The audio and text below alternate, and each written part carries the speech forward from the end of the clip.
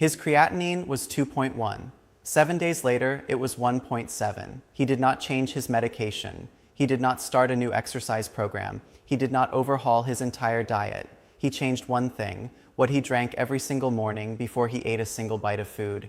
And that one change, repeated consistently over 7 days, moved a number that his doctor had been watching with growing concern for the past 8 months. That man was 67 years old. His name was Harold. And when he came back to see me for his follow-up appointment and handed over those lab results, I looked at them for a long moment and then said, "Tell me exactly what you have been doing differently." Harold told him. And what Harold described was not a miracle. It was not a supplement from an infomercial. It was not an expensive powder shipped from overseas. It was a morning ritual built around specific drinks, real, affordable, science-backed drinks that support the kidneys in ways that most people never take seriously because the answers seem too simple to be true. My name is Dr. Lamiva, and I have been working with kidney patients for many years. I am a nephrologist, a kidney specialist, and in that time, I have sat across from thousands of patients who came to me frustrated, confused, and feeling like the situation was out of their hands.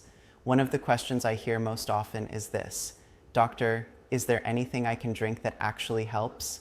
And my answer today is yes, absolutely yes. But it depends on what you are drinking, when you are drinking it, and critically, how you are preparing it. Because most people are making preparation mistakes that cancel out the benefits entirely. Today, I am going to share with you the top morning drinks that clinical evidence and nephrology research support for kidney health, specifically for people dealing with elevated creatinine, early to moderate CKD, or simply wanting to protect the kidney function they still have. I am also going to tell you the exact mistakes that most people make with each one, because doing this wrong is almost worse than not doing it at all. Stay with me through all of them, because the drink I cover last is the one that surprises people most. Most people have had it in their kitchen for years and never realized what it was doing, or could do, for their kidneys. But before we get into the drinks themselves, I need to give you 60 seconds of context, because I want you to understand why what you drink in the morning matters specifically, not just throughout the day,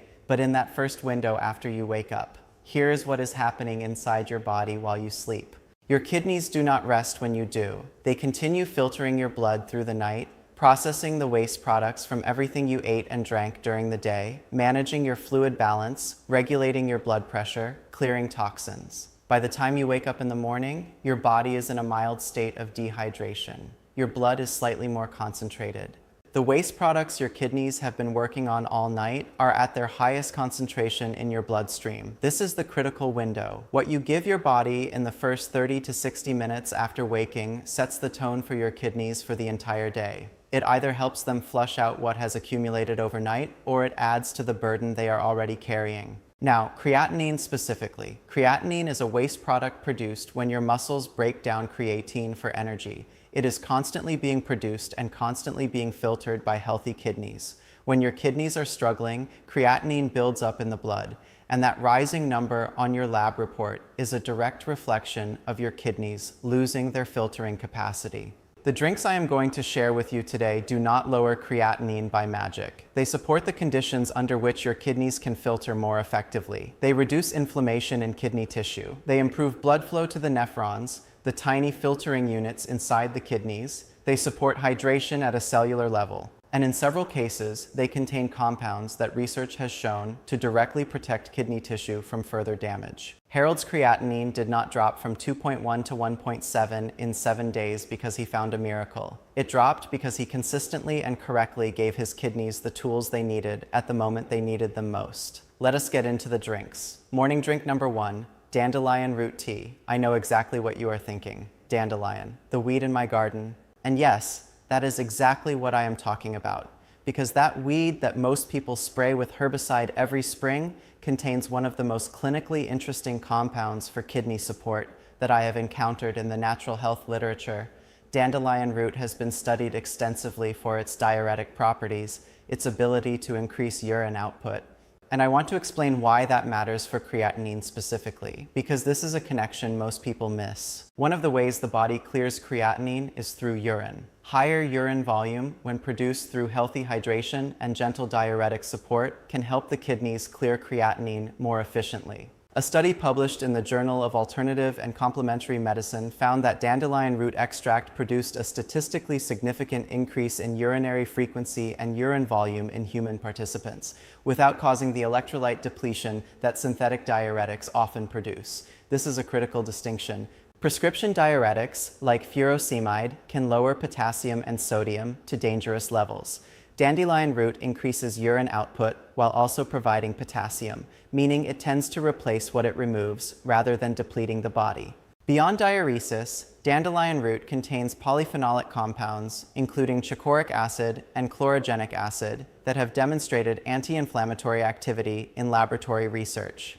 Since chronic inflammation is one of the primary drivers of kidney function decline in CKD, any safe, sustained anti-inflammatory support has relevance for kidney patients. There is also evidence from animal studies published in Evidence-Based Complementary and Alternative Medicine that dandelion root extract may help protect against kidney damage caused by oxidative stress, one of the mechanisms through which diabetic nephropathy, the kidney damage caused by diabetes, progresses. Now here is the preparation mistake that most people make. They buy dandelion leaf tea instead of dandelion root tea.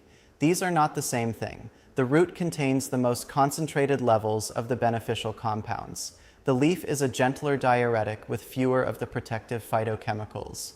When you are purchasing dandelion tea specifically for kidney support, the package must say root, not leaf, not blend, not flower. Root. The second mistake is using water that is too hot. Dandelion root should be steeped in water that is just off the boil, approximately 90 to 95 degrees Celsius, not a full rolling boil. Boiling water can degrade some of the heat-sensitive polyphenolic compounds. Let your kettle cool for 60 seconds after boiling before you pour. Steep 1 teaspoon of dried dandelion root in 1 cup of hot water for 10 to 15 minutes, covered. The covering keeps the volatile beneficial compounds from escaping in the steam. Drink it on an empty stomach at least 30 minutes before breakfast. 1 cup per day is sufficient. Do not exceed 2 cups. One important caution.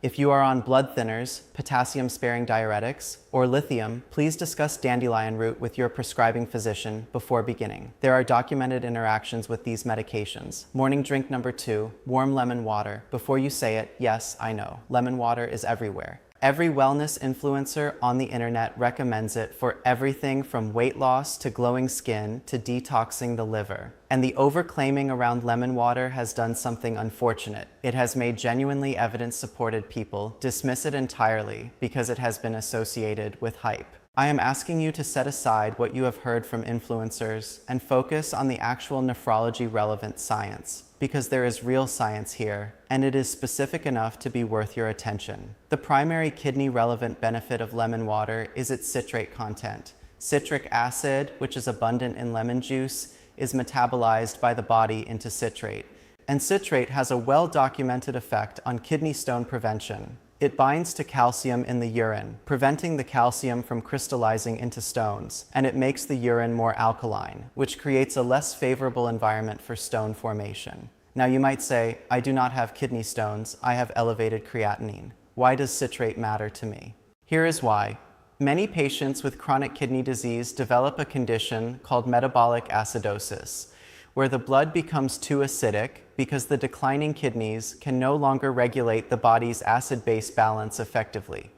Research published in the Clinical Journal of the American Society of Nephrology has shown that metabolic acidosis independently accelerates the progression of kidney disease. It promotes kidney fibrosis, the replacement of functional kidney tissue with scar tissue, and it increases the breakdown of protein in the body, which raises creatinine levels by increasing creatine turnover in muscles. Dietary citrate from lemon juice is mildly alkalizing. It helps buffer against metabolic acidosis. It is not a treatment for advanced acidosis that requires medical management, but as a daily dietary habit in someone with early to moderate CKD, it provides meaningful alkalizing support that has a direct mechanistic pathway to kidney protection. A study from the National Kidney Foundation cited lemon juice as a dietary intervention worth considering for kidney stone-prone patients, and emerging research supports its broader alkalizing role in CKD management. Here is the preparation mistake everyone makes with lemon water. They use cold water, and they use bottled lemon juice from a plastic squeeze bottle. Warm water, not hot, not cold, but warm, around 40 degrees Celsius, is absorbed by the gastrointestinal system more efficiently than cold water first thing in the morning. It reduces the thermal shock to the digestive system and supports better absorption of the citrate compounds. And fresh squeezed lemon juice contains significantly higher levels of citrate and active polyphenols than the bottled versions, which are often pasteurized at high temperatures and stored in ways that degrade their active compounds.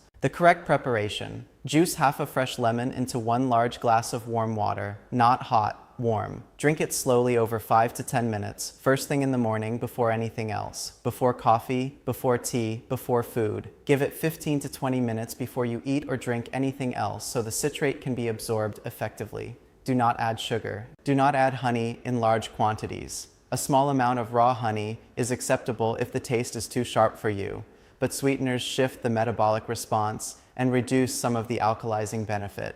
If you have active mouth sores or significant dental enamel concerns, drink through a straw and rinse your mouth with plain water afterward. The citric acid is gentle on tooth enamel in normal amounts, but over years of daily use, a straw is a simple protective measure. Morning drink number 3, ginger tea. Ginger is one of the most extensively studied plants in the world. There are thousands of published studies on its biological effects, and while most people know it as a remedy for nausea or an upset stomach, the research on ginger's relevance to kidney health is specific, mechanistic, and in my opinion, significantly underappreciated in mainstream nephrology conversations. Let me tell you about a patient named Thomas. Thomas was 63 years old, a retired firefighter from Colorado, and he came to see me with a creatinine of 1.9 and a history of type 2 diabetes. He had been doing everything right, managing his blood sugar, watching his sodium, staying hydrated, but his kidney numbers were not improving. They were not getting worse rapidly, but they were not getting better either. Thomas started drinking fresh ginger tea every morning as part of a broader dietary change his wife had suggested. 3 months later, his creatinine had dropped to 1.6 and his inflammatory marker, a measurement called CRP or C-reactive protein, had dropped significantly. His diabetologist, who had been monitoring him alongside me, noted the CRP change and asked what had changed. Thomas told him about the ginger tea. His doctor's response was measured, as it should be. A single patient's experience is not clinical proof, but it was consistent with what the published research suggests is possible. Here is the science behind why ginger may help kidney patients specifically. Ginger's primary active compounds are gingerols and shogaols. These are the chemicals responsible for its characteristic heat and most of its biological effects. Gingerols are potent inhibitors of NF-κB, a molecular signaling pathway that drives chronic inflammation in kidney tissue. Blocking NF-κB activity reduces the production of pro-inflammatory cytokines that accelerate nephron damage in CKD. A study published in Renal Failure examined ginger supplementation in patients with diabetic nephropathy and found statistically significant improvements in kidney function markers, oxidative stress measurements, and inflammatory markers in the ginger group compared to placebo. The researchers concluded that ginger demonstrated meaningful nephroprotective properties in the context of diabetic kidney disease. Ginger also improves peripheral circulation and blood flow, and here is why that matters specifically for kidneys. The glomeruli, the tiny ball-shaped filters inside each nephron, are exquisitely sensitive to blood pressure and blood flow. Adequate blood flow to the kidneys is essential for efficient filtration. Anything that safely improves circulation has a downstream benefit for kidney filtration capacity. The preparation mistake with ginger tea is almost universal. People use ginger powder from a spice jar, or they use commercially prepared ginger tea bags. Neither of these gives you the gingerol content of fresh ginger root. Dried powdered ginger contains shogaols rather than gingerols as the dominant compound. Shogaols are active, but they have a different biological profile than the fresh root gingerols that the kidney research has focused on. The correct preparation: take a fresh piece of ginger root, about 2 centimeters long, which is roughly the size of your thumb from the first knuckle to the tip. Peel it and slice it into thin coins. Place the slices in a cup and pour water that is just off the boil over them. Cover the cup. Steep for 8 to 10 minutes. You can add a thin slice of fresh lemon to enhance the citrate benefit and balance the flavor. Drink 1 cup every morning on an empty stomach or alongside your lemon water if you prefer to rotate them. Do not exceed 2 cups of ginger tea per day. If you are on blood thinners, discuss with your physician first. Ginger has mild antiplatelet properties that are worth monitoring in combination with warfarin or aspirin. I want to pause here for a moment before we get to drinks 4 and 5. If the information in this video has already shifted something for you, if you are already thinking about your morning routine differently, if you are already making a mental note to pick something up at the grocery store this week, please tap the like button right now. I ask this sincerely because YouTube uses that signal to decide who else sees this video. And I can tell you from my years of working with kidney patients that the people who need this information most are often the people who are least likely to go looking for it. Your tap could put this video in front of someone tonight who has been watching their creatinine number climb for 2 years and feeling powerless about it. Subscribe if you have not already. And tell me in the comments, what do you drink right now first thing in the morning? Coffee? Water? Nothing at all? Drop it in the comments. I read them. And your answer will help me understand what the next video needs to address for the people watching this channel. Morning drink number 4, hibiscus tea. Hibiscus tea, made from the dried calices of the Hibiscus sabdarifa flower, is one of the most compelling natural interventions for kidney health that I am aware of in the current literature. And it is compelling specifically because of its effect on blood pressure, which is the second leading cause of chronic kidney disease in the United States after diabetes. Here's the connection that most people do not make. High blood pressure does not just affect the heart, it directly damages the kidneys. The blood vessels that feed the glomeruli, the filtering units, are extremely delicate. Sustained high pressure in those vessels causes them to thicken, stiffen, and eventually scar. Scarred blood vessels cannot deliver blood efficiently to the nephrons. Nephrons that do not receive adequate blood supply die. Dead nephrons do not regenerate. And as nephrons die, the remaining ones are forced to work harder to compensate, which increases the pressure they operate under, which damages them faster. It is a vicious cycle. And anything that safely, sustainably lowers blood pressure has a direct nephroprotective effect. It protects the blood supply to the nephrons and slows the cycle of damage. A meta-analysis published in the Journal of Hypertension examined multiple randomized controlled trials of hibiscus tea and blood pressure and found that regular hibiscus tea consumption produced statistically significant reductions in both systolic and diastolic blood pressure, with systolic reductions averaging between 7 and 13 millimeters of mercury in hypertensive individuals. That is a clinically meaningful reduction. For context, many first-line blood pressure medications aim for reductions in the range of 10 to 15 millimeters of mercury. Hibiscus is not a replacement for medication in anyone who needs it. But as a daily adjunct that supplements medical management, it has a real evidence base. Hibiscus also contains anthocyanins, the same class of antioxidant compounds found in blueberries, red cabbage, and purple grapes, that have demonstrated anti-inflammatory and nephroprotective properties in laboratory and animal research. The preparation mistake with hibiscus tea is adding sugar. Hibiscus tea is naturally tart, sharply tart, in a way that many people find unpleasant without sweetening. And so most people add sugar or honey in significant quantities. But sugar, particularly refined sugar, promotes inflammation, contributes to insulin resistance, and raises blood pressure over time. You are defeating the central purpose of the drink by sweetening it heavily. The solution is to steep it slightly longer, which mellows the sharpness, and to drink it cold or at room temperature if the tartness is more tolerable to you that way. Some people find that a small piece of fresh orange added to the cup provides enough natural sweetness to make the drink enjoyable without added sugar. Steep 2 teaspoons of dried hibiscus in 1 cup of hot water for 5 to 7 minutes. Let it cool to a comfortable drinking temperature. Do not add more than 1 teaspoon of honey if you must sweeten it. Drink 1 cup every morning. If you are already on blood pressure medication, let your doctor know you are adding daily hibiscus tea, because its blood pressure lowering effect is real and your medication dose may need to be monitored accordingly. Morning drink number 5, plain water, but timed and temperatured correctly.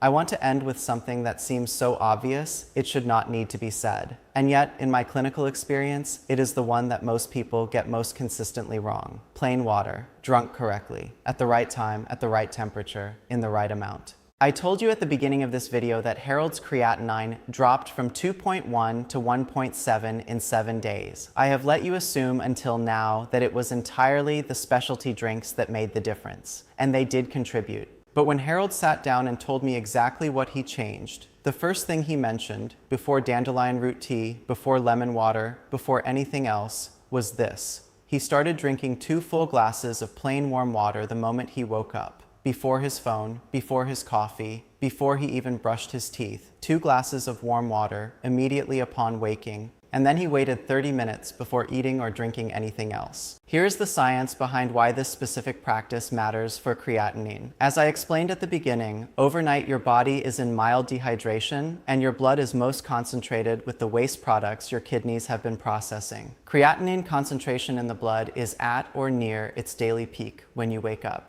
Drinking 2 glasses of water, approximately 400 to 500 milliliters, immediately upon waking dilutes that concentrated blood rapidly, giving the kidneys a surge of hydration that allows them to begin filtering and clearing overnight waste products much more efficiently than they could in a dehydrated state. Research on hydration and creatinine clearance is consistent. Chronic mild dehydration raises creatinine levels not because the kidneys are more damaged, but because the concentration effect makes creatinine appear higher in the blood than it would in a well-hydrated state. Warm water specifically is absorbed more rapidly than cold water because it does not require your body to expend energy warming it to body temperature before absorption can occur. This is a small but real difference, particularly relevant in the morning window when rapid absorption matters most. The preparation mistake, and yes, even plain water has a preparation mistake, is drinking cold water directly from the refrigerator. Cold water first thing in the morning causes a mild constriction of blood vessels in the gastrointestinal tract, slowing absorption and causing a small but measurable spike in core temperature regulation effort.